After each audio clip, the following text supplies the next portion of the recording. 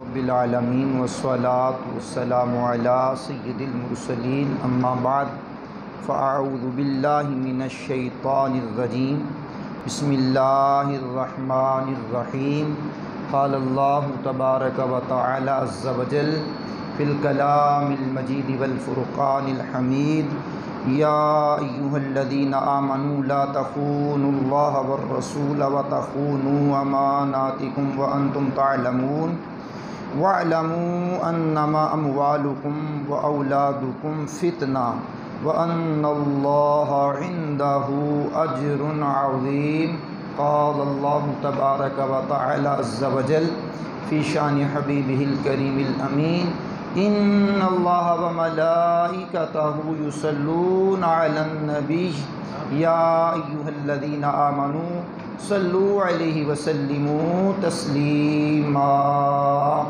بلند آواز سے دوشی پڑھی اللہم صلی علی سیدنا و مولانا محمد معدن الجود والکرم وآلہ وبارک وسلم صلاۃ و سلام علیک یا سیدی یا رسول اللہ صلی اللہ علیہ وآلہ وسلم۔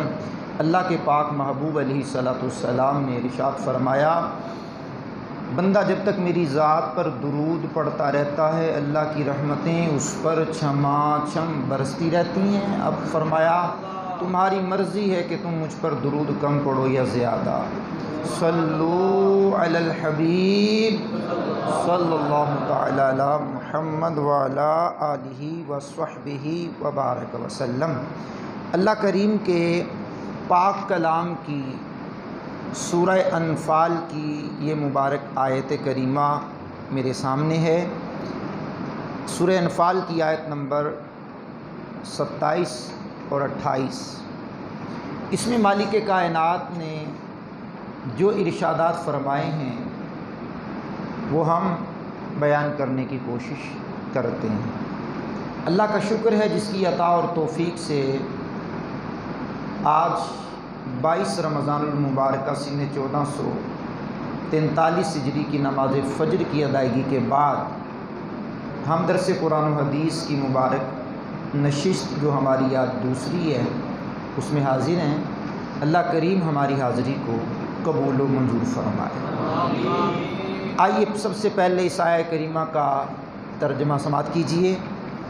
میرا پاک رب فرماتا ہے، اے ایمان والو، اللہ اور رسول سے خیانت نہ کرو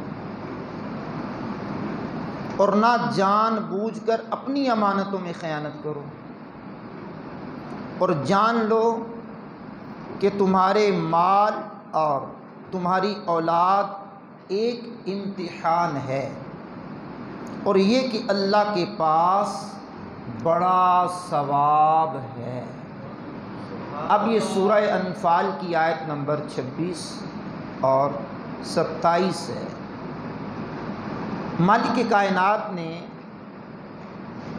اہل ایمان سے جو باتیں کی ہیں ان باتوں میں سے یہ اہم ترین باتیں ہیں، امانت میں خیانت نہ کرو۔ شان نزول میں ایک صحابی ہیں حضرت سیدنا ابو لبابہ انصاری، یہ ان کے حق میں آیہ کریمہ نازل ہوئی ہے۔ آئیے سماعت کیجیے۔ سرکار دو عالم علیہ السلام نے بنو قریظہ کہ یہودیوں کا 2 ہفتے سے زیادہ عرصے تک محاصرہ کیا، گھیراؤ کیا۔ وہ اس سے تنگ آ گئے اور ان کے دل میں خوف پیدا ہو گیا، تو ان سے ان کے سردار کعب بن اسد نے یہ کہا کہ اب 3 صورتیں ہیں۔ نمبر 1، نبی کریم صلی اللہ علیہ وسلم کی تصدیق کرو اور ان کی بیعت کر لو، کیونکہ خدا کی قسم یہ ظاہر ہو چکا ہے کہ وہ نبی مرسل ہیں۔ کیا بات! اپنے تو اپنے ہیں، اغیار بھی مان جاتے ہیں، لیکن مانتے کب ہیں؟ جب ان کا اینڈ ہو جاتا ہے۔ اگلی بات سماعت کیجیے گا۔ سبحان اللہ الکریم۔ جن کا ذکر، وہ یہودی کہہ رہا ہے، جن کا ذکر تمہاری کتاب میں ہے ان پر ایمان لے آؤ تو جان مال اہل و اولاد سب محفوظ رہیں گے۔ اس بات کو قوم نے نہ مانا تو کعب نے کہا دوسری صورت یہ ہے، تم اگر اسے نہیں مانتے تو آؤ پہلے اپنی اولاد کو، بیوی کو، اہل خانہ کو قتل کر دیں، پھر تلواریں اٹھا لیں، اور تلواریں اٹھا کر کے محمد مصطفیٰ صلی اللہ علیہ وسلم کے صحابہ کرام کے مقابلے میں آ جائیں، تاکہ اگر ہم اس مقابلے میں ہلاک بھی ہو جائیں تو ہمارے ساتھ اپنے اہل خانہ کا غم تو نہ جائے۔ اس پر قوم نے کہا بیوی بچوں کے بعد زندگی گزارنے کا لطف کہاں ہے؟ یہ بات بھی تمہاری ہماری سمجھ میں نہیں آتی۔ پھر اس نے کعب بن اسد نے کہا، کیا کہا؟ آئیے سماعت کیجیے۔ پھر تیسری بات یہ ہے کہ ہم حضور نبی کریم صلی اللہ تعالی علیہ وسلم سے صلح کریں، اس میں کوئی بہتری کی صورت نکلے۔ انہوں نے تاجدار مدینہ صلی اللہ علیہ وسلم سے صلح کی درخواست کی، لیکن حضور اقدس صلی اللہ علیہ وسلم نے اس کے سوا کوئی بات منظور نہ فرمائی کہ اپنے حق میں حضرت سعد بن معاذ کے فیصلے کو منظور کریں۔ اس پر انہوں نے کہا ہمارے پاس ابو لبابہ انصاری کو بھیج دیجئے، ہم ان سے مشورہ کر کے پھر کوئی حتمی رائے قائم کر سکتے ہیں۔ سرکار دو عالم علیہ السلام نے ابو لبابہ انصاری کو ان یہودیوں کے پاس بھیجا۔ ان یہودیوں کے اندر کچھ افراد ایسے بھی تھے جو ابو لبابہ انصاری کے قبیلے کے تھے، ان کے رشتہ دار تھے۔ اب انہوں نے کہا کہ آپ یہ بتلائیں ہمیں، آپ تو ہمارے پرانے تعلق والے ہیں، صرف اتنا بتا دیں کہ ہمارے بارے میں نبی پاک علیہ السلام کیا رائے رکھتے ہیں، صرف اتنا بتا دیں۔ بڑی توجہ طلب کی بات کرنے لگا، صرف اتنا سا بتا دیں۔ انہوں نے گردن کی طرف اشارہ کیا، زبان سے کچھ نہ کہا، اشارہ کیا۔ اب اس سے مراد کیا تھا کہ حضور تمہیں ایمان نہیں لاتے تو قتل کرنا چاہتے ہیں۔ اشارہ کیا، پاؤں تلے سے زمین نکل گئی، اشارہ کرتے کہ یہ اللہ اور اس کے رسول سے خیانت ہو گئی ہے۔ یہ راز تھا جو میرے اشارے سے ان کو پتہ چل گیا ہے۔ ایسے ہی جیسے انہوں نے اشارہ کیا، قدموں تلے سے زمین نکلی۔ اب یہ نادم ہوئے، مسجد نبوی میں آئے، قسم اٹھائی، اپنے آپ کو ستون سے باندھا اور قسم اٹھائی کہ جب تک میرے بارے میں عام معافی کا اعلان نہیں ہو جائے گا میں اپنے آپ کو نہیں کھولوں گا۔ آ کر کے انہوں نے مسجد نبوی کے ستون سے اپنے آپ کو باندھ دیا۔ یہ ستون آج بھی ریاض الجنہ کے اندر استوانہ ابو لبابہ کے نام سے ہے۔ یہاں پر جب ان کو باندھ دیا، اپنے آپ کو انہوں نے باندھ لیا، تو وقتاً فوقتاً قضائے حاجت کے لیے ان کو کھولا جاتا اور ان کی بیوی وقتاً فوقتاً آتی، ان کی کچھ حاجت وغیرہ پوری کر کے قضائے حاجت وغیرہ، پھر ان کو باندھ دیا جاتا۔ 7 روز تک انہوں نے اپنے آپ کو وہیں باندھے رکھا تاکہ اللہ اور اس کے رسول کا کوئی حکم آئے تو پھر مجھے یہاں سے چھٹکارا ملے گا۔ حضور نبی کریم صلی اللہ علیہ وسلم نے ارشاد فرمایا اگر یہ ہمارے پاس آ جاتے اور ہم کچھ اس کے بارے میں استغفار کر دیتے تو اللہ انہیں معاف کر دیتا۔ اب انہوں نے اپنے آپ کو باندھا ہے، اب اللہ کوئی حکم نازل کرے گا تو اس کے بعد دیکھیں گے کیا ہوتا ہے۔ 7 دنوں تک ابو لبابہ رضی اللہ تعالیٰ عنہ ستون سے بندے رہے، نہ کچھ کھایا نہ پیا، بے ہوش ہو کر کے گر جاتے۔ پھر اللہ تبارک و تعالیٰ نے ان کی توبہ قبول فرمائی۔ صحابہ کرام رضی اللہ عنہم نے انہیں توبہ قبول ہونے کی بشارت عطا فرمائی۔ انہوں نے کہا خدا کی قسم جب تک رسول کریم مجھے خود نہیں کھولیں گے میں نہیں کھولوں گا، اپنے ہاتھوں سے سرکار مجھے کھول لیں۔ کیا بات، کیا بات۔ تو نبی پاک صلی اللہ تعالیٰ علیہ وسلم نے اپنے دستے اقدس سے ابو لبابہ رضی اللہ تعالیٰ عنہ کو کھولا اور ان کی توبہ کی بشارت عطا فرمائی۔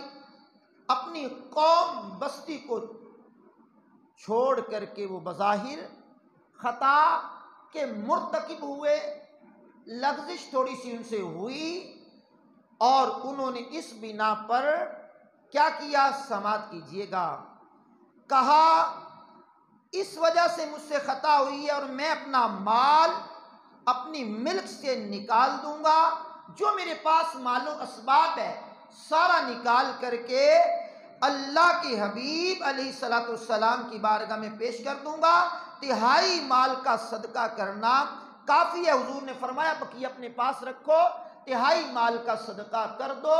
یہ شان نزول میں ابو لبابہ انصاری کا واقعہ مفسرین نے لکھا ہے۔ اب آئیے ذرا چند باتیں قابل غور ہیں، ان میں سے پہلی بات کیا ہے، سماعت کیجئے گا، اللہ اور اس کے رسول سے خیانت۔ لوگ سمجھتے ہیں کہ کسی کو کوئی چیز دی اور اس نے اس میں کمی بیشی کر دی تو یہ خیانت ہے، کسی کو پیسے دیے اس نے کم کر کے واپس کیے یا ہڑپ کر گیا، یہ خیانت ہے۔ میرے عزیز آج تو یہ پیسے کسی کو دینے کا کہاں رواج ہے، لاکرز، بینک، تجوری، گھر کے اندر اتنے لاک، پیسے سنبھالنے کے لیے بے شمار طریقے آج رائج ہیں۔ اب امانت سونے کی صورت میں بھی کوئی کسی کو دے کر راضی نہیں ہے، چاندی کی صورت میں بھی دے کر کے راضی نہیں ہے، نہ رقم کی صورت میں کسی کو دے کر راضی ہے، نہ یہ دور ہے، تو پھر خیانت کون سی ہوئی؟ یہ بھی خیانت کا ایک مرحلہ ہے، خیانت کی ایک بات ہے، لیکن اس کے علاوہ خیانت کا مفہوم خلاصہ بڑا وسیع ہے۔ خیانت صرف اسی کا نام نہیں ہے، خیانت صرف اسی کا نام نہیں ہے۔ آئیے اس کے بارے میں چند باتیں سماعت کرتے ہیں۔ خیانت کی ایک صورت تو یہ ہے جو شان نزول میں بیان ہو گئی، دوسری صورت ہے کہ حضرت عبداللہ بن عباس رضی اللہ تعالی عنہ بیان فرماتے ہیں فرائض کو چھوڑ دینا اللہ تعالیٰ سے خیانت ہے، اور سنت کو ترک کرنا یہ پاک پیغمبر سے خیانت ہے۔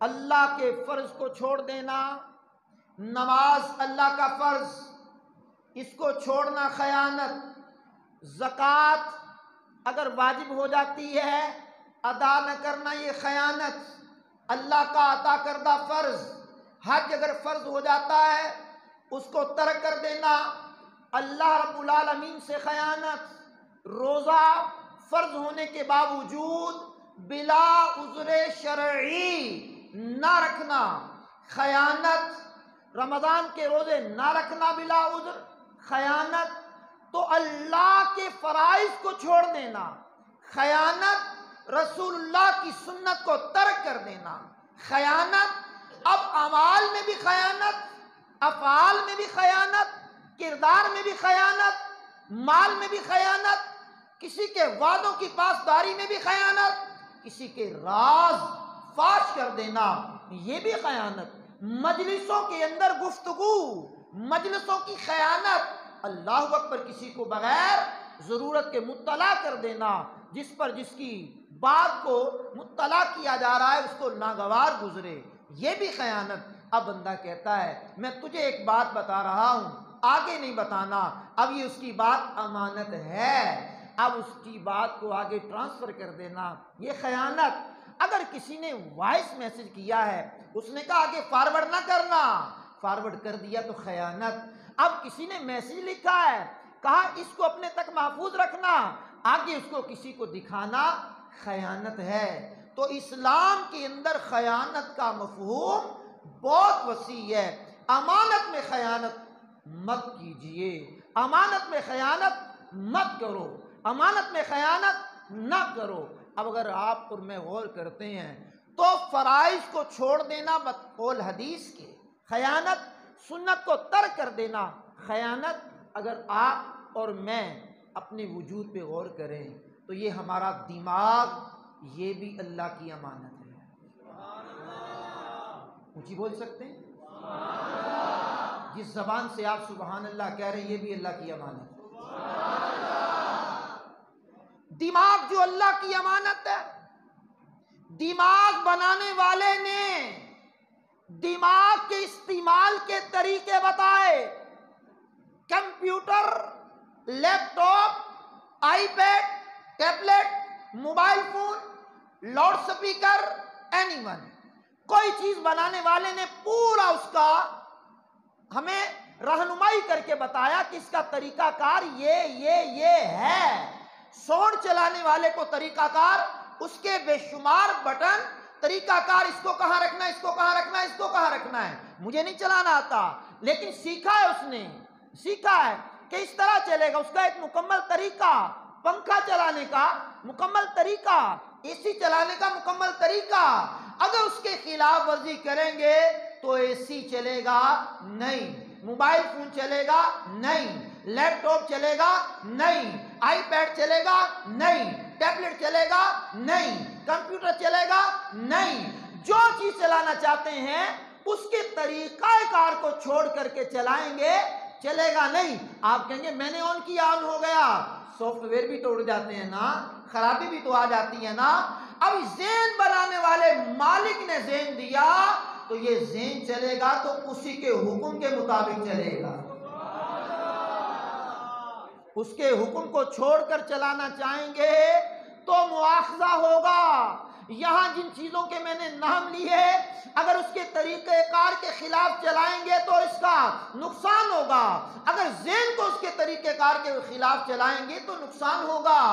ذہن بنانے والا اللہ ہے، اس ذہن کے اندر اسی کے خیالات ہونے چاہیے، اس ذہن کے اندر اسی کی یاد ہونی چاہیے، اس ذہن کے اندر اسی کے تصورات ہونے چاہیے، اس ذہن کے اندر رسول اللہ کی محبت ہونی چاہیے، اس ذہن کے اندر رسول اللہ کا پیار ہونا چاہیے، اس دل و دماغ کے اندر اللہ اور اس کے رسول کی محبت ہونی چاہیے۔ اس ذہن کے اندر فراڈ کرنے کے طریقے سوچنا، یاد رکھنا، یہ بھی خیانت ہے۔ اس ذہن کے اندر کسی کو تنگ کرنے کے پلان بنانا، یہ بھی خیانت ہے۔ اس ذہن کے اندر کسی کے ساتھ فراڈ کرنے کا سوچنا، یہ بھی خیانت ہے۔ اس ذہن کے اندر کسی کے ساتھ دھوکہ دہی کرنے کا معاملہ سوچنا، یہ بھی خیانت ہے۔ اس ذہن کے اندر کسی کے بارے میں غلط خیالات لانا، یہ بھی خیانت ہے۔ بھائی یہ دماغ جو اللہ نے دیا ہے، اس دماغ کو استعمال کیجئے نا۔ الیکٹرانکس میڈیا کا دور ہے، سوشل میڈیا کا دور ہے، پرنٹ میڈیا کا دور ہے، الیکٹرانکس میڈیا کا دور ہے۔ اس ذہن سے جن لوگوں نے سوچا کتنی ایجادات انہوں نے کر دی ہیں۔ یاد رکھنا ایجادات کرنے والوں میں مسلم بھی شامل ہیں، غیر مسلم بھی شامل ہیں، لیکن ذہن کو جنہوں نے استعمال کیا انہوں نے جناب والا پورا قرآن پاک کا سافٹ ویئر بنا کر کے ایک جناب والا موبائل میں رکھ دیا، آپ کلک کریں تو قرآن پاک کی جس سورت پر چاہیں آپ پہنچ سکتے ہیں۔ انہوں نے بھی تو ذہن استعمال کیا ہے، یہ کوئی عرش سے اترنے والے لوگ تو نہیں ہیں جنہوں نے پوری سیاستہ کی اپلیکیشن بنا دی، انہوں نے ذہن استعمال کیا ہے۔ اور دعوت اسلامی کی آئی مجلس نے کتنے کام کیے، انہوں نے بھی تو ذہن استعمال کیا ہے۔ آپ اتنے سارے آئے ہیں، آپ میں سے اسٹوڈنٹ بھی ہوں گے، اساتذہ بھی ہوں گے، حافظ بھی ہوں گے، قاری بھی ہوں گے، عالم بھی ہوں گے، مختلف شعبہ زندگی سے تعلق رکھنے والے لوگ ہوں گے۔ اگر آپ اور میں اپنا ذہن اللہ اور اس کے رسول کے مطابق استعمال کریں تو آپ کے ذریعے اور میرے ذریعے کتنا دین کا فائدہ ہو سکتا ہے۔ کیا خیال ہے کہ سارا ذہن اپنا دنیا کے لیے استعمال کرنا ہے، سارا دماغ دنیا کے لیے لڑانا ہے، اٹھنا دنیا کے لیے، سونا دنیا کے لیے، جاگنا دنیا کے لیے، کھانا دنیا کے لیے، پینا دنیا کے لیے، اوڑھنا دنیا کے لیے، بچھونا دنیا کے لیے، تعلقات دنیا کے لیے، معاملات دنیا کے لیے، سارا دنیا دنیا دنیا نہیں میرے بھائی، دنیا بھی ہے لیکن دین کو فوقیت دیجئے، اونچی آواز میں سبحان اللہ سنائیے۔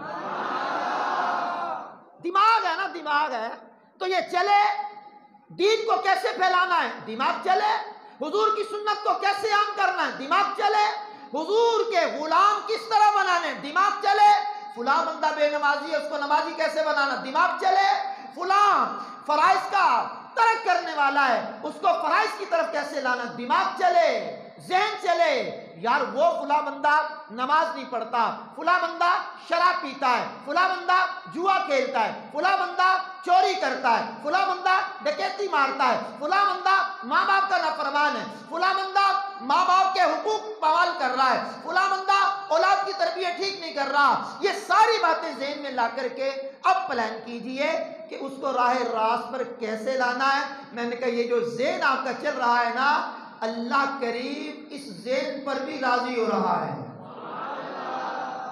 تو ذہن کیا ہے اللہ کی امانت، بولیے ذرا ذہن کیا ہے، دماغ کیا ہے، آواز آہستہ ہو گئی ہے، ظاہری بات ہے نماز فجر کے بعد نیند تو آتی ہے لیکن نیند کو اڑانے کے لیے بہترین طریقہ یہ ہوتا ہے کہ ذرا اونچی آواز میں جواب دیں گے تو آس پاس والے بھی جاگ جائیں گے۔ ذہن کیا ہے، پھر بولیے ذہن کیا ہے، دماغ کیا ہے، سوچ کیا ہے، تو جس کی امانت ہے پھر اسی کے مطابق اس کو استعمال کریں گے نا بھائی جان، میری بات کو سمجھ آ رہی ہے نا جی؟ جو چیز جس کی امانت ہے، آپ کو موبائل فون کسی نے دیا، اس کو کھولنا نہیں ہے، آپ نے پھر بھی چیک کیا، اس نے تو لاک لگایا ہے، اس کا کوڈ کیا ہے تو بھائی جان ضرورت کیا تھی، اگر آپ کو بتانا ہوتا تو کوڈ لگانے کی ضرورت کیا ہے؟ اگر آپ کو کھولنے کی اجازت ہوتی تو اس نے جو کوڈ لگایا ہوا کوڈ لگانے کی ضرورت کیا ہے، لیکن پھر بھی آپ الٹے سیدھے کام کر کے اس کو کھول لیا۔ اب اس کے اندر اس کے گھر والوں کے معاملات ہیں، بیوی بچوں کے معاملات ہیں، کچھ ایسی پکچر ہیں اس کی وہ نہیں دکھانا چاہتا، فیملی میٹر ہے، بلکہ میں تو مشورہ دیتا ہوں ایسی چیزیں موبائل میں ہونی نہیں چاہیے، اور بالخصوص جب دیندار بندے کا موبائل کھلے کسی کے پاس تو پھر اس میں دین ہی دین ہونا چاہیے۔ امانت، امانت میں خیانت نہ کرو، دماغ اللہ کی امانت، آنکھیں اللہ کی امانت، آنکھیں اللہ کی امانت نہ لاکھوں میں ملیں، نہ کروڑوں میں ملیں، نہ اربوں میں ملیں، نہ کھربوں میں ملیں، نہ ملین ڈالر میں ملیں، یہ اتنی بڑی اللہ نے امانت ہمیں ویسے ہی عطا فرمائی۔ امانت ہے اللہ کی۔ آپ میں سے اسٹوڈنٹ، میڈیکل کے اسٹوڈنٹ بھی ہوں گے، سائنس کے بھی ہوں گے، لیکن اگر آپ غور کریں کہ آج جدید ٹیکنالوجی کے ماہرین نے بڑی چیزیں بنائی ہیں، ایجادات بہت کی ہیں، لیکن سچ بتانا کسی انسان کی آنکھیں بھی بنائیں، آنکھیں بنانا تو درکنار ہے، بنی ہوئی آنکھیں پیدائشی طور پر اگر اس میں روشنی نہیں ہے، آنکھ کا ڈیلا بھی موٹا، سفیدی بھی ہے، سیاہی بھی ہے، آنکھ کھلتی بھی ہے، بند بھی ہوتی ہے، خوبصورت بھی ہے، لیکن دیکھنے کی صلاحیت نہیں ہے۔ یہی ڈاکٹر، حکیم، اطباء، حکماء سارے مل کر کے اس کی آنکھوں میں کیا روشنی ڈال سکتے ہیں؟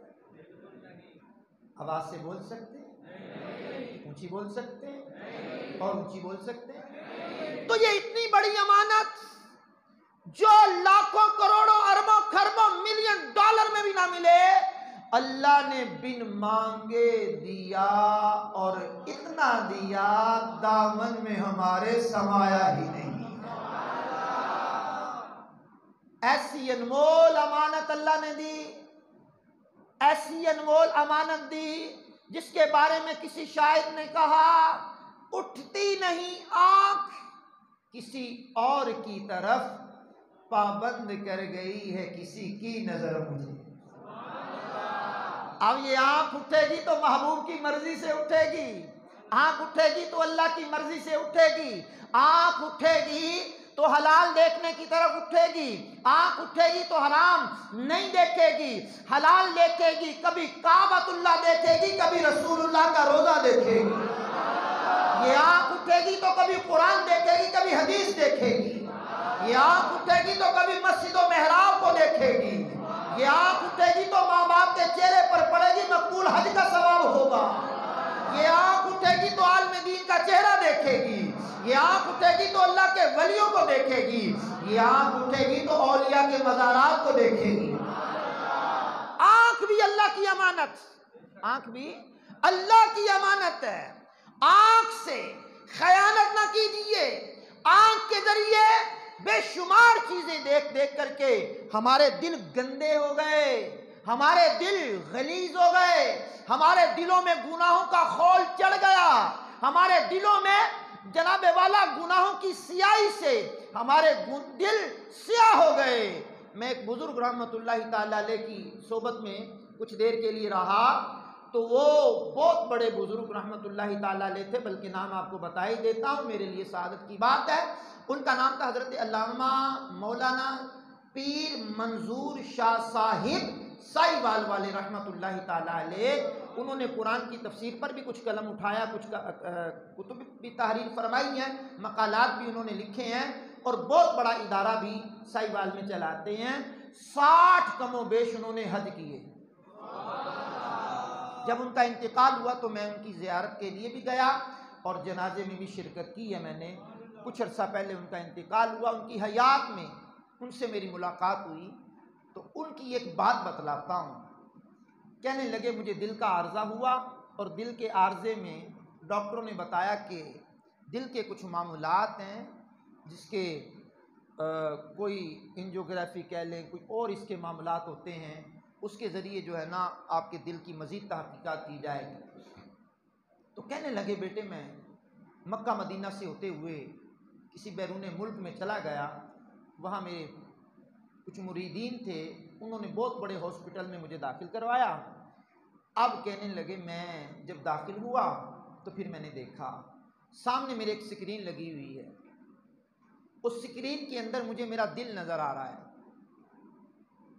کوئی ہوتے ہوں گے ایسے معاملات، میڈیکل والے جانتے ہیں، مجھے دل میرا نظر آ رہا ہے۔ میں نے کہا منظور، وہ اپنے آپ کو بڑے سیدھے انداز میں کہتے ہیں منظور، ہم تو ان کو ادب سے نام لیتے ہیں۔ کہا منظور تیرے دل کے اندر کوئی تعلق کا نشان تو نہیں ہے، لیکن حضور کی حدیث ہے کہ جو بندہ گناہ کرتا ہے اس کے دل پر سیاہ نقطہ پڑ جاتا ہے، اور گناہ کرتا ہے تو وہ پھیلتا ہے پھیلتا ہے پھیلتا ہے پھیلتا پھیلتا پھیلتا پھیل جاتا ہے۔ حضور کی حدیث تو درست ہے کہ جو گناہ کرتا ہے اس کے دل پر سیاہ نقطہ پڑ جاتا ہے، اور یہ میڈیکل والے دکھا رہے ہیں کہ دل پہ کوئی نقطہ بھی نہیں ہے، اور میں جانتا ہوں کہ میں نے بہت گناہ کیے ہیں، یہ ان کی عاجزی ہے، میں جانتا ہوں کہ میں نے بہت بڑے گناہ کیے ہیں، لیکن یہاں نقطہ کیوں نہیں نظر آتا، دل سیاہ کیوں نہیں ہے؟ کہنے لگے بیٹے متذبذب تھا کہ حدیث کو دیکھوں تو حدیث تو ٹھیک ہے، اور یہاں دیکھتا ہوں تو دل پہ کوئی نشان نہیں ہے۔ 22 رمضان المبارکہ کی نماز فجر کی ادائیگی کے بعد جامع مسجد انواری ممتاز آباد ملتان میں رہ کر کے مجھے ناچیز قاری محمد رمضان اتاری کو سننے والے لوگوں، بڑی ذوق افزا بات ہے، اور اس بات کو میں لطف لے کر کے آگے بڑھنا چاہتا ہوں، اور آپ کو بھی تھوڑا سا نیند سے بیدار کرنے کے لیے جملہ ایسا پڑھوں گا، لیکن آپ کی آواز کتنی ہونی چاہیے یہ آپ خود ہی غور کر لیجئے گا۔ کہنے لگے حدیث بھی ٹھیک ہے،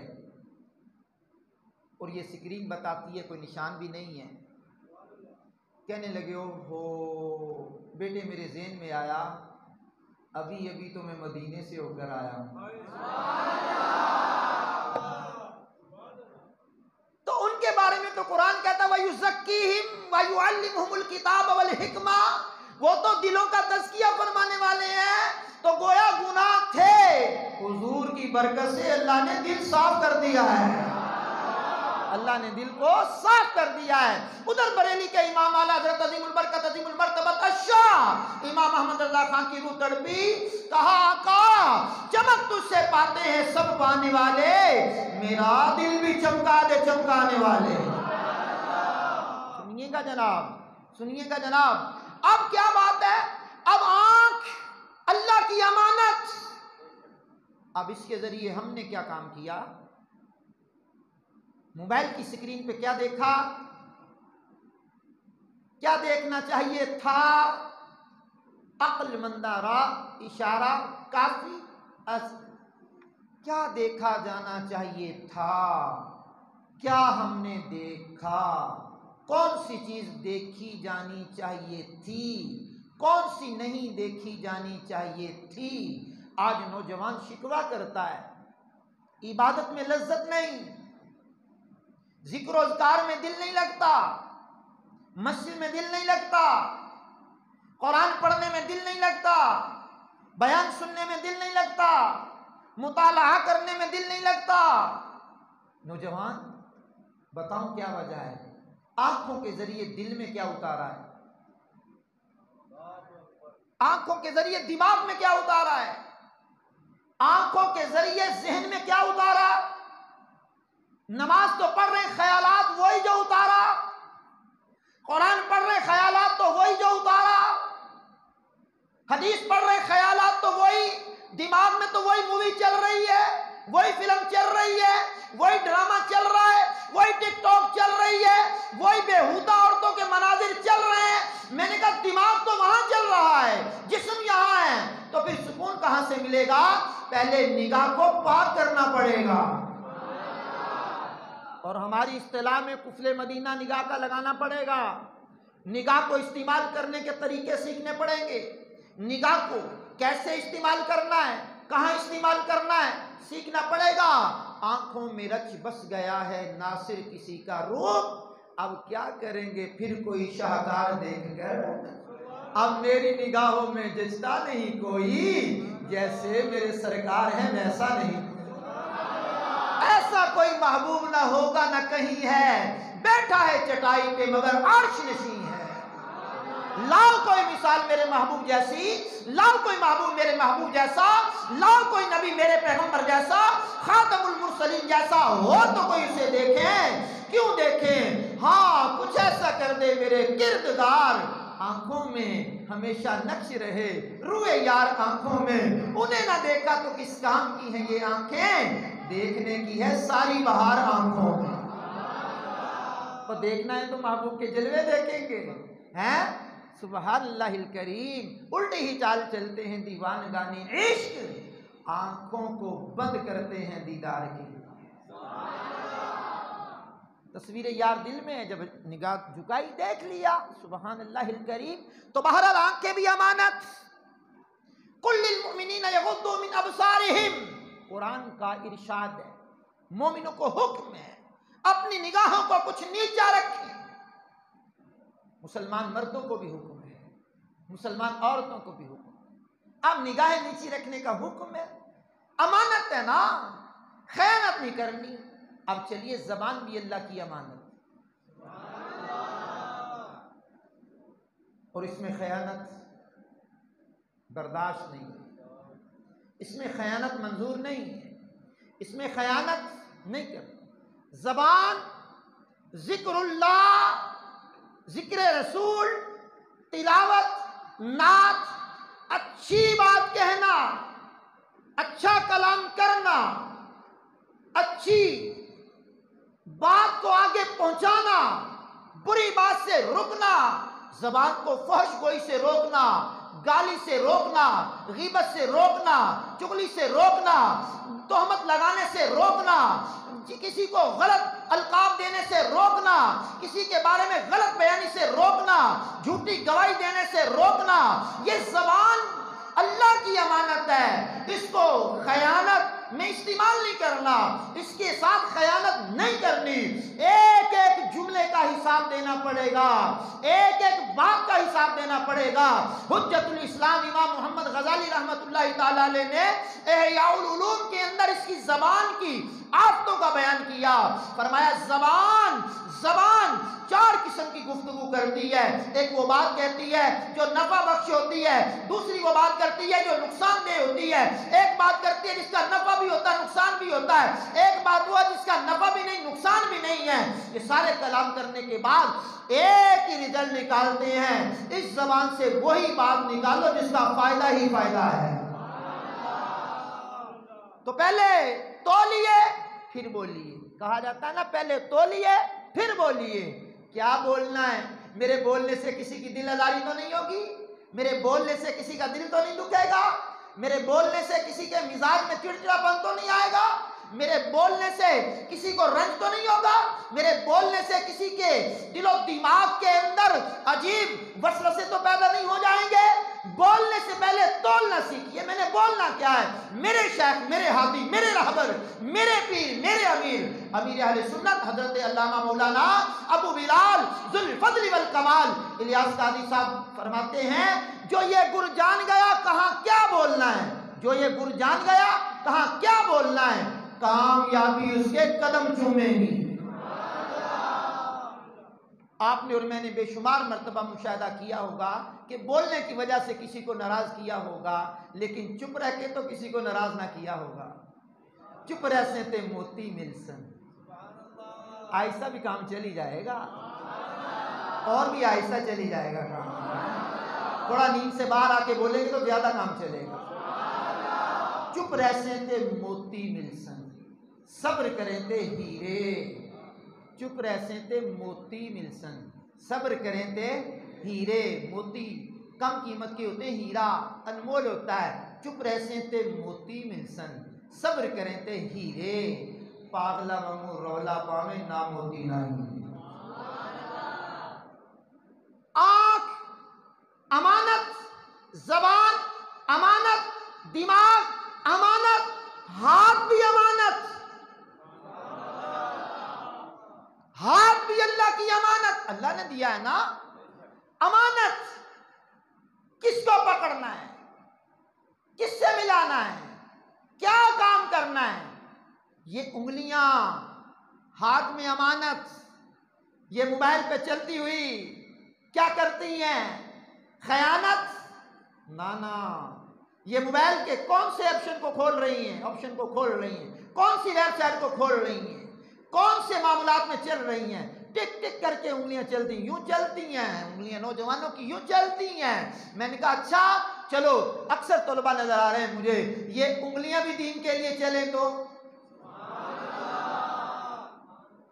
یہ اپنے کام کے لیے چلتی ہیں، بےہودہ کام کے لیے چلتی ہیں، عجیب و غریب کام کے لیے چلتی ہیں۔ اگر یہ انگلیاں بھی دین اسلام کے لیے چلیں تو اس انگلیوں سے کتنا فائدہ ہوگا؟ یہ انگلیوں سے تفسیر ٹائپ ہوگی، انگلیوں سے دینی کتابیں لکھی جائیں گی، دینی میسج لکھے جائیں گے، اور اتھینٹک، پکے ٹھکے، جھوٹے نہیں۔ دعوت اسلامی کی طرف سے آنے والے میسج، دعوت اسلامی کی آئی ٹی مجلس سے آنے والے، یوٹیوب سے آنے والے، واٹس ایپ پہ آنے والے، فیس بک پہ آنے والے، دیگر ذرائع سے آنے والے تحقیق شدہ مضامین چلائیے، انگلیاں آگے فارورڈ کیجئے، آگے جناب والا نیکی کی دعوت پہنچائیے۔ انگلیاں چلانی ہے نا، چلانی تو ہے، لیکن یار دین کے لیے چلا لیجئے، اور اونچی آواز بھی سنا دیجئے۔ انگلیاں، ہاتھ بھی امانت، انگلیاں بھی امانت۔ اب انگوٹھا لے لیجئے، پرنٹ، انگلیوں کے پرنٹ، کروڑوں لوگوں کے ایک دوسرے سے ملتے نہیں ہیں، کروڑوں لوگ ہیں، کروڑوں لوگ، اربوں لوگ کہہ لیں، اللہ اکبر، کم و بیش پوری آبادی پوری دنیا کی 6.25 ارب بتائی جاتی ہے، کم و بیش، بہرحال آپ جانتے ہیں میں مردم شماری کا ماہر تو نہیں ہوں۔ تو جتنے دنیا میں اللہ نے انسان پیدا کیے، یہ فنگر پرنٹ ایک دوسرے کے ملتے نہیں ہیں، مل جائیں تو خیانت ہے، اللہ نے ملنے ہی نہیں دیے۔ کیا بات ہے یار، تاکہ امانت میں خیانت نہ ہو۔ آپ نے وہ کیا کہتے ہیں اس کو، بائیو میٹرک اس مشین پہ رکھا، اگر ایک کے دوسرے کے ساتھ مل جاتے تو کوئی آپ کی نام کی سم میں نکلوا لیتا، آپ کا اکاؤنٹ خالی کر دیتا۔ اللہ نے بنایا ہے، فرمایا میں نے امانت بنائی ہے، امانت ہے، امانت ہے۔ آپ کے دستخط تو کوئی سیکھ سکتا ہے، فنگر پرنٹ کیسے بنائے گا؟ اللہ نے بنانے نہیں دیا، بنایا ہی نہیں ہے۔ فرمایا اس فنگر پرنٹ کے ذریعے تو میرے بندوں کے کئی نظام چلیں گے، ان میں خیانت ہونے نہیں دوں گا۔ تو بھائی جان یہ ہاتھ بھی امانت، ہاتھ کی انگلیاں بھی امانت، ہاتھ کی انگلیوں کے پرنٹ بھی امانت۔ کیا بات ہے، کیا بات ہے۔ اب آئیے، باتیں تو بہت ساری ہیں، بہت ساری باتیں کرنے والی ہیں، لیکن میں وقت کو بھی دیکھ رہا ہوں، اور ظاہری بات ہے 10 دنوں کے لیے روزانہ ہی آنا ہے، کون سا آج ہی آنا ہے، اور آپ کو وقفہ بھی تو دینا ہے نا۔ اللہ اکبر کبیرہ، اور معاملے کو آگے چلانا بھی تو ہے نا، کیونکہ آپ کا وقت بھی تو امانت ہے، امانت ہے نا۔ اب باتیں تو بہت ساری کرنے والی ہیں۔ پاؤں بھی اللہ کی امانت، پاؤں کیا یہ مسجد کے لیے چلیں تو ٹھیک ہے،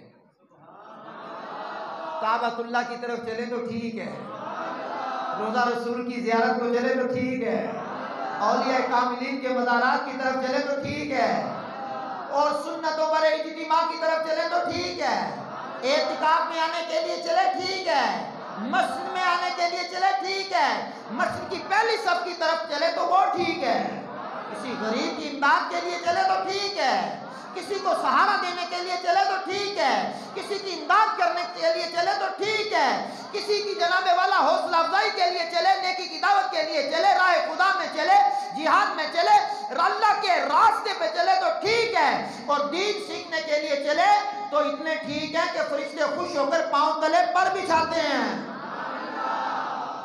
بھائی جان بڑے سے بڑا وزیر مشیر بھی آئے نا تو کوئی بندہ اس کے سامنے اپنے ہاتھ نہیں بچھاتا۔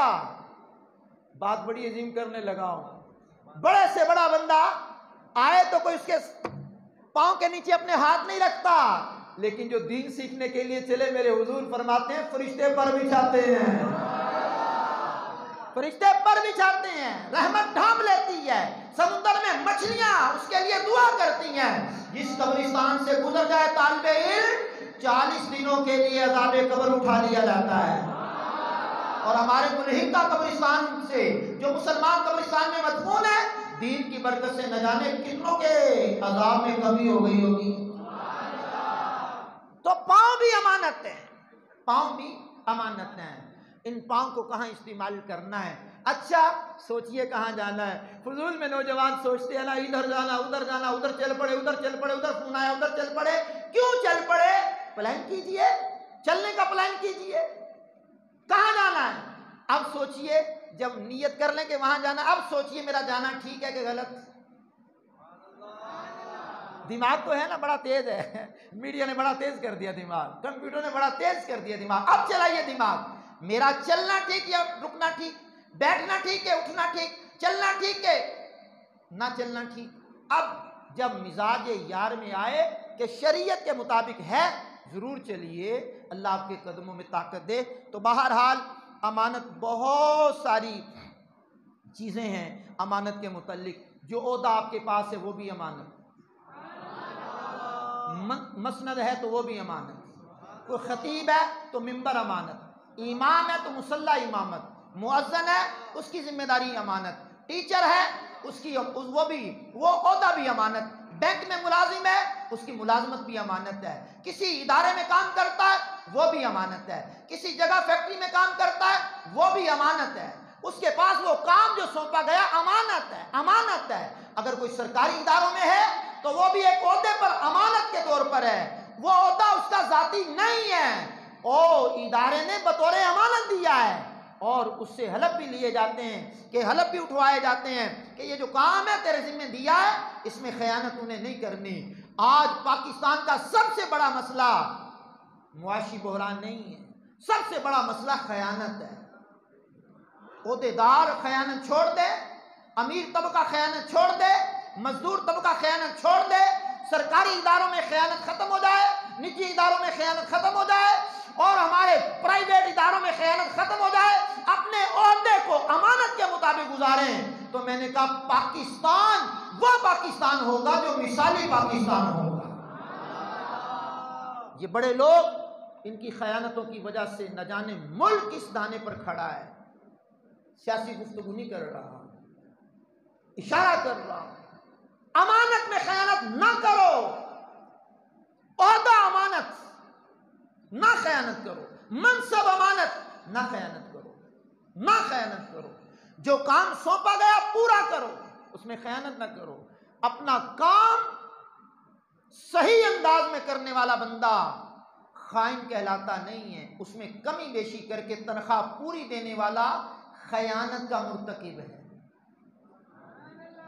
آئیے اپنی بات کو سلطان الواعظین حضرت علامہ مولانا ابو نور محمد بشیر کوٹلی لوہارا مالی رحمۃ اللہ تعالی علیہ، کافی کتابوں کے مصنف ہیں، فقیر کی لائبریری میں بھی ان کی کافی کتابیں موجود ہیں۔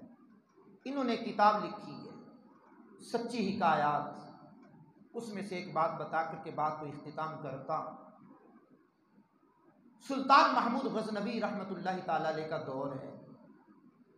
آپ جانتے ہیں سلطان محمود غزنوی رحمۃ اللہ علیہ بہت بڑے دیندار طبقے سے تعلق بھی تھا، بادشاہ بھی تھے، اور بہت بڑے سلطنت کے مالک تھے، علماء سے مشائخ سے پیار کرنے والے تھے، علماء و مشائخ سے محبت کرنے والے تھے۔ ان کے دور میں ایک شہر کا قاضی تھا، اس قاضی کے پاس ایک شخص آیا، اس نے کہا میں کسی سفر میں جانا چاہتا ہوں اور میرے پاس یہ کچھ امانت کے طور پر تھیلی میں بند سونے کے سکے ہیں، اس کو رکھ لیجئے، جب میں واپسی پر آؤں گا تو آپ سے وصول کر لوں گا۔ قاضی نے کہا ٹھیک ہے، آپ دیجئے، بے فکر ہو کے جائیے آپ۔ وہ اپنے کام سے چلا گیا، کچھ دن کے بعد پلٹ کر کے آیا، کچھ دنوں کے بعد قاضی سے اس نے کہا وہ میری امانت دیجئے۔ قاضی نے اس کو وہ امانت دے دی۔ اس نے گھر جا کے اس کو کھولا تو وہ مجسمہ حیرت بن گیا کہ اس میں سونے کی بجائے اور ہی سکے بھرے ہوئے ہیں، اور تھیلی کو غور سے دیکھتا تو کہیں سے پھٹی بھی نہیں ہے، دیکھتا تو کھلی بھی نہیں ہے، کٹی بھی نہیں ہے،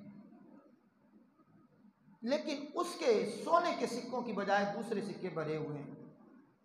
حیران ہوا،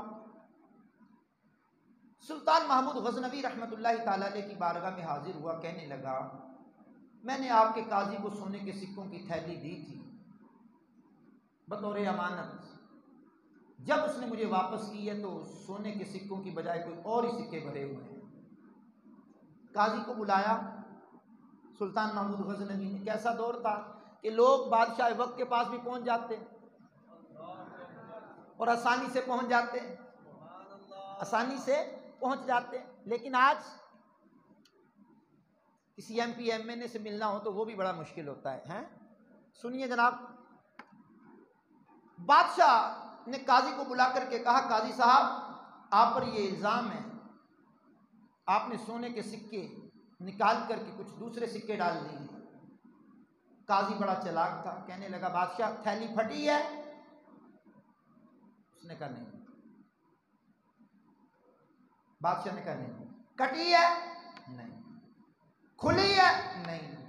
تو بادشاہ سلامت آپ سمجھدار ہیں، جب تھیلی پھٹی نہیں ہے، کھلی نہیں ہے، کٹی نہیں ہے تو میں نے سکے کیسے نکال لیے؟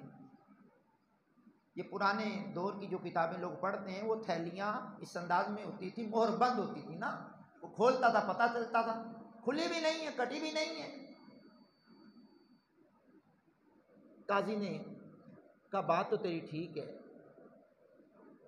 دن بیت گیا، قاضی کو رات کو بادشاہ نے طلب کیا، قاضی صاحب خیانت انہیں کی ہے، خیانت انہیں کی ہے، لیکن بتلا تو نے واقعی خیانت کی ہے؟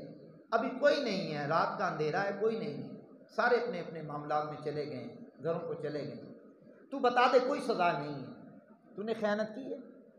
کہا بادشاہ جب تھیلی پھٹی نہیں ہے، کھلی نہیں ہے، کٹی نہیں ہے تو میں نے خیانت کیسے کر دی؟ بادشاہ نے کہا جا۔ سلطان محمود غزنوی رحمۃ اللہ علیہ اگلے دن دربار لگا، تو دربار جیسے ہی اختتام کو پہنچنے والا ہوا تو بادشاہ وقت سلطان محمود غزنوی نے کہا ہم 3 دن کے لیے سیر پہ جا رہے ہیں، 3 دن دربار بند رہے گا، 3 دن کے بعد ہم آئیں گے، پھر دربار کھلے گا۔ دیکھیے جو شاہان وقت ہوتے تھے ان کا انداز کیا ہوتا تھا۔ اس دور میں جرم کرنے والے کی تہ تک پہنچنے کے کیسے کیسے معاملات ہوتے تھے۔ 3 دن تک دربار بند رہے گا، بادشاہ نے اعلان کر دیا۔ درباری دربار سے نکلنے لگے تو بادشاہ نے چھری، چاقو، کوئی ایسی چیز لے کر کے جس مسند پر بیٹھتا تھا اس کا کلیم پھاڑ دیا، اس کا کلیم پھاڑ دیا، چیر دیا۔ لوگ تو نکل گئے تھے، بادشاہ نے بعد میں نکلنا تھا، کلیم پھاڑ دیا، سارے لوگ نکل گئے، بادشاہ نکل گیا، لاک لگ گیا۔ اب اگلے دن درباریوں میں کوئی خدام میں سے آئے لوگ صفائی کرنے کے لیے، انہوں نے دیکھا بادشاہ کی مسند پھٹی ہوئی ہے، قالین کٹا ہوا ہے، حیران ہو گئے، بادشاہ آئے گا تو کیا جواب دیں گے؟ آپس میں چین گوئیاں ہونے لگی۔ ایک شخص نے کہا آپ ٹینشن نہ لیں، میں ایک ایسے رفوگر کو جانتا ہوں جو چیز پھٹی یا کٹی ہوتی ہے ایسا رفو کر دیتا ہے کہ جس نے کاٹی ہوتی ہے نا اس کو بھی نہیں پتا چلتا۔ آہستہ بولیں گے کام چل جائے۔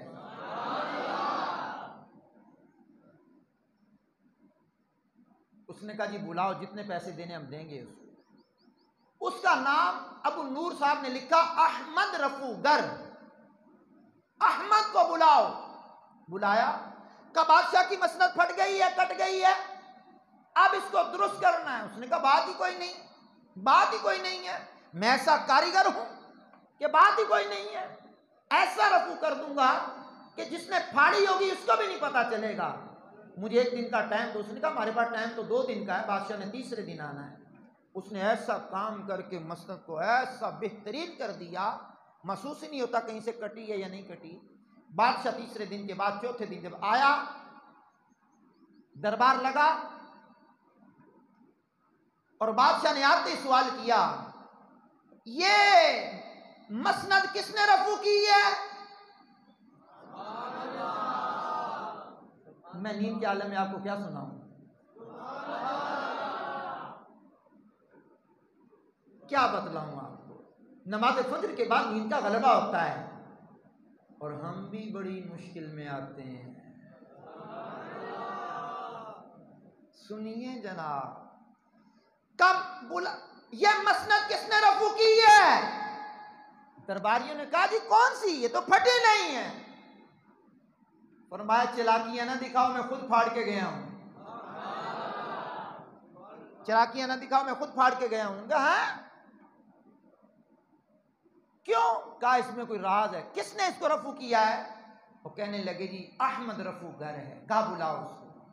بلایا، اور یہ مسند تو نے رفو کی ہے؟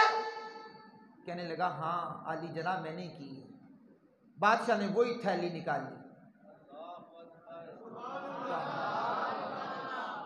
کیا وہی تھیلی نکالی سکوں والی، کہا احمد یہ بھی تو نے رفو کی ہے؟ کالی جناب میں نے کی ہے، یہ آپ ہی کے غلام کا کارنامہ ہے، آپ کا قاضی آیا تھا، سونے کے سکے نکالے تھے، دوسرے ڈالے تھے، یہ بھی میرا ہی کارنامہ ہے۔ اس نے کہا اب تو جا، کل بلائیں گے، تو آئے گا؟ اس نے کہا جی ضرور آؤں گا۔ اگلے دن دربار لگا۔ جب دربار لگا قاضی صاحب کو طلب کر لیا گیا، پردے کے پیچھے احمد رفوگر کو چھپا لیا گیا۔ برسر دربار بادشاہ نے کہا قاضی صاحب اس بندے کی امانت میں تو نے خیانت کی ہے۔ قاضی چوڑا ہو کر پکار کر کہنے لگا بادشاہ سلامت، نہ تھیلی پھٹی، نہ تھیلی کٹی، نہ تھیلی کھلی، تو سونے کے سکے نکال کر لوہے کے تانبے کے میں نے کیسے ڈال دیے؟ جیسے ہی بادشاہ نے یہ سنا کہا احمد رفوگر کو بلایا جائے۔ جیسے ہی احمد رفوگر کو بلایا گیا، بادشاہ نے جیسے ہی صدا لگائی احمد رفوگر کو بلایا جائے، قاضی صاحب کو سردیوں میں پسینے چھوٹ گئے، سردیوں میں پسینے چھوٹ گئے۔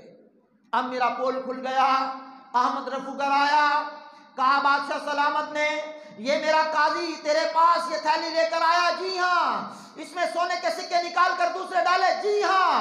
اب قاضی کا سر جھک گیا ندامت سے، قاضی حیران ہوا، بادشاہ نے کہا دفع ہو جا، نکل جا میرے دربار سے، کل تیرا فیصلہ کریں گے تیرے ساتھ کرنا کیا ہے، نکل جا۔ اب قاضی دربار سے نکل رہا ہے، سر جناب والا ندامت سے جھکا ہوا ہے، لوگ لعنت ملامت کر رہے ہیں، درباری لعنت ملامت کر رہے ہیں، بازار سے نکلا، بازار والے لعنت ملامت کر رہے ہیں، گھر پہنچا، گھر والے لعنت ملامت کر رہے ہیں۔ اب قاضی کا دن گزرتے گزرتے رات ہو گئی، مولانا ابو نور صاحب نے لکھا ہے رات ہوئی تو رات، طرح طرح کے خیال جنم لے رہے ہیں، بادشاہ صبح کیا فیصلہ سنائے گا، کیا فیصلہ سنائے گا، کیا فیصلہ سنائے گا، کہنے رات اسی عالم میں گزر گئی، نہ کھانا نہ نیند نہ آرام نہ سکون، ساری رات یہ سوچتے سوچتے سوچتے سوچتے رات گزر گئی۔ گھر والوں نے صبح جب دروازہ کھولا تو قاضی زندہ نہیں تھا، مرا ہوا تھا، انتقال ہو گیا۔